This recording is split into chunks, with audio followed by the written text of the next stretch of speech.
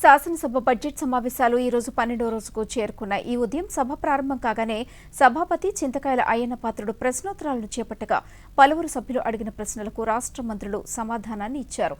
విశాఖ ఆంధ్ర విశ్వవిద్యాలయంలో కనీస వేతన శ్రేణి ఉద్యోగుల అంశంపై పలువురు సభ్యులు అడిగిన ప్రశ్నలకు రాష్ట్ర విద్య, ఐటీ, ఎలక్ట్రానిక్స్ శాఖల మంత్రి నారా లోకేష్ సమాధానాన్ని ఇచ్చారు.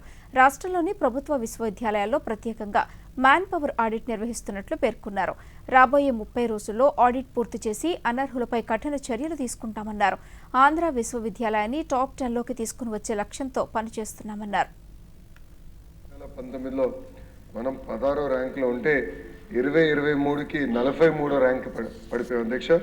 మళ్ళీ ప్రజాప్రభుత్వ అధికారంలోకి వచ్చిన తర్వాత 2025లో మళ్ళీ 23వ ర్యాంక్కి మనం తీసుకొస్తాం జరిగింది అధ్యక్ష. అక్కడ గౌరవ సభ్యులు 2-3 అంశాలు అడిగారు. ఒకటి, ఈ 100 ఇయర్స్ ఉత్సవాలు ఏదైతే జరుగుతుందో అది ఘనంగా జరపాలి, అందరితో కోఆర్డినేట్ చేసి చేయాలని గౌరవ సభ్యులు కోరారు అధ్యక్ష.